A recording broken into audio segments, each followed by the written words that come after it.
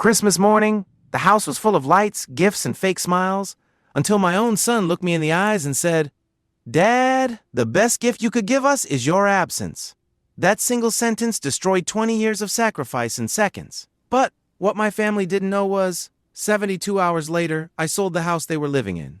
And when they realized I was serious, panic replaced arrogance, tears replaced silence, and suddenly the man they ignored became the one person they desperately needed. For years, I believed sacrifice was the true meaning of love. I woke up before sunrise, worked late into the night, ignored my exhaustion, and carried responsibilities nobody else even noticed. Every bill paid, every holiday celebrated, every comfort inside that house came from countless moments where I chose my family over myself. I missed important events in my own life because I was too busy building a better life for them. I convinced myself that one day they would understand. One day they would appreciate the pressure, the stress, and the silent battles I fought just to keep everything together. But the painful truth is that when sacrifice becomes constant, people stop seeing it as love and start seeing it as obligation. The more I gave, the more invisible I became. Nobody asked if I was tired. Nobody noticed the weight on my shoulders. They only noticed when something was missing. That's the danger of unappreciated sacrifice. It slowly turns a person into a machine. You stop feeling valued as a human being and start feeling useful only for what you provide. I smiled through stress, stayed calm during disrespect, and kept convincing myself that enduring pain was part of being a good father. But deep inside, something was breaking. Every ignored effort, every cold conversation, every moment of disrespect added another crack. And the hardest part wasn't the work or the pressure, it was realizing that the people I sacrificed everything for had no idea how much of myself I had already lost trying to make them happy. I spent most of my life believing that if I worked hard enough and provided everything my family needed, love and respect would naturally follow. I thought paying the bills, keeping food on the table, and giving my children a comfortable life was proof of how deeply I cared. Every extra hour at work, every stressful decision, every personal dream I postponed was done for them. I believed that being a provider was the same thing as being valued. But over time, I started realizing something painful. Money can build a house, but it cannot force people to respect the person sacrificing for it. The more financially stable our lives became, the colder the relationships inside that home started feeling. Conversations became transactional. Appreciation disappeared. Nobody asked how I felt emotionally because everyone assumed that if I was still providing, then I must be fine. I became someone whose worth was measured only by what he could give, not by who he was as a person. And that kind of loneliness is dangerous because it slowly destroys your identity.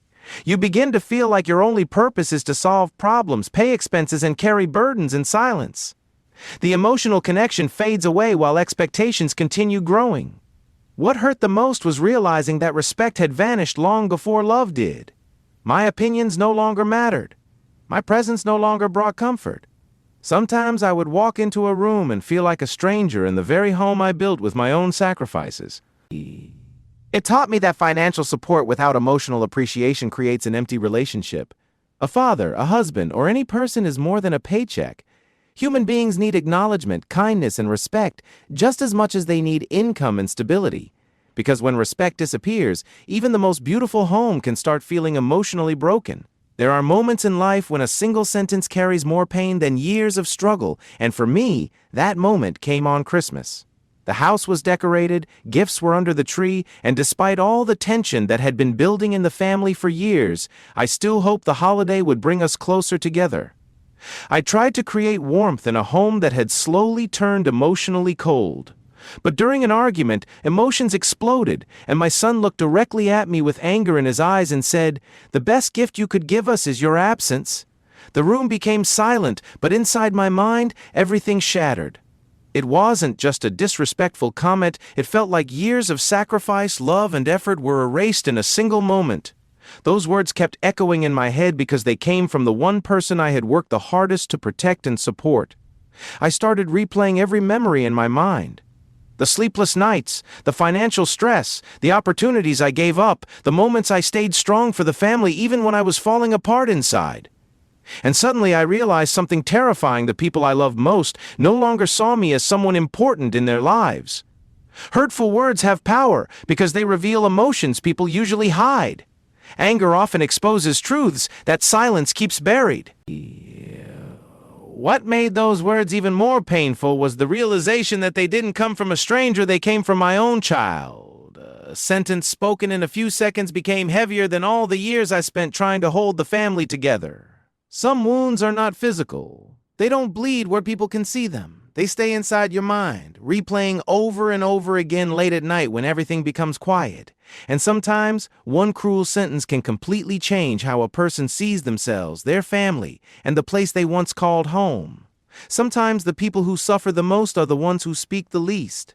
For years, I carried pain in complete silence because I believed that was my responsibility as a father and as the head of the family.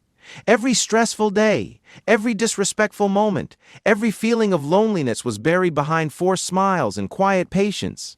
I convinced myself that staying silent would protect the family from conflict. I thought if I kept enduring everything quietly, eventually things would improve on their own.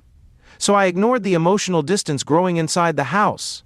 I ignored the way conversations became colder, the way my opinion stopped mattering, and the way nobody seemed to notice how exhausted I truly was. From the outside, everything looked normal. The bills were paid, the house was standing, and the family appeared stable. But internally, I was slowly breaking apart. The hardest kind of suffering is the one nobody can see because people assume silence means strength. In reality, silence often hides disappointment, emotional exhaustion, and years of unspoken hurt. There were nights when I sat alone thinking about how invisible I had become in my own home. I wanted to express how much pain I was carrying, but every time I tried, I stopped myself because I didn't want to appear weak. Society teaches many fathers and providers to suffer quietly, to suppress emotions, and to continue carrying burdens no matter how heavy they become. Over time, that emotional suppression becomes dangerous. You stop communicating, stop expecting understanding, and slowly accept emotional neglect as a normal part of life. The family sees the calm version of you every day, but they never see the battles happening inside your mind. They never see the pressure of trying to hold everyone together while feeling completely alone yourself. And the longer someone hides their pain, the more powerful that pain becomes. It builds silently for years until eventually one moment, one sentence, or one act of disrespect becomes too heavy to carry anymore. One of the harshest truths about human nature is that people often fail to recognize the value of something until it's gone. As long as comfort exists, as long as someone continues sacrificing quietly, many people begin treating those efforts as permanent and guaranteed. That was exactly what happened in my family. For years, the house, the stability, the financial security, and the lifestyle I provided became so normal to them that they stopped questioning where it all came from. They enjoyed the comfort but ignored the person carrying the pressure behind it. My presence became ordinary, almost invisible, because I was always there solving problems, paying bills, and keeping everything together. Nobody imagined a day where that support could disappear. And that's why the decision to sell the house shocked everyone. Suddenly, the security they had taken for granted no longer felt permanent. The walls they once felt entitled to were no longer theirs. The panic in their eyes revealed something I had not seen in years' realization. For the first time, they understood that the life they enjoyed was built on years of sacrifice they never appreciated. Sometimes loss creates clarity faster than words ever can. Conversations that people ignore today suddenly become meaningful when consequences appear. The respect that was missing started showing up only after the possibility of losing everything became real. It's painful because no person should have to remove themselves or take drastic action just to be valued by their own family. But unfortunately, comfort often blinds people. When someone is constantly giving, others stop noticing the effort behind the giving. They begin expecting it instead of appreciating it. And the moment that source disappears, reality suddenly feels frightening. What hurt me most was realizing that appreciation only appeared after everything changed. The same voice that once dismissed me suddenly became emotional.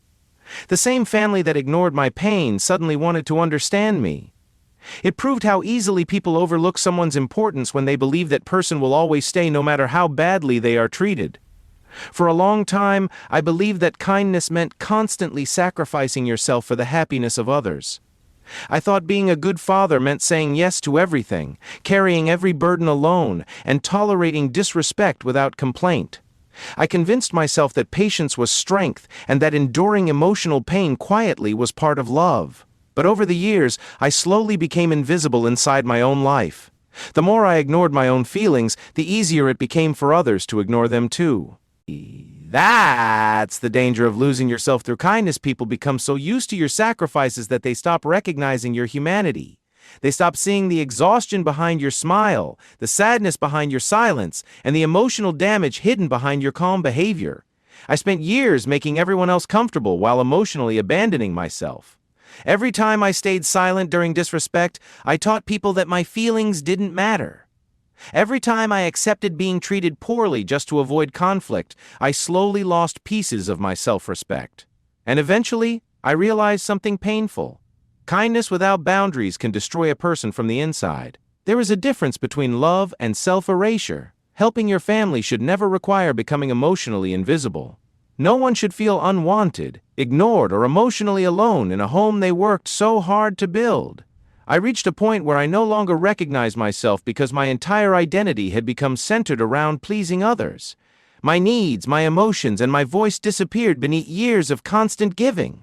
People often praise selfless individuals, but they rarely notice how deeply those people are suffering internally. The strongest-looking people are sometimes the most emotionally exhausted because they spend years prioritizing everyone else while neglecting their own worth. I finally understood that respect must exist alongside kindness. Love should never require a person to abandon their dignity just to keep others happy.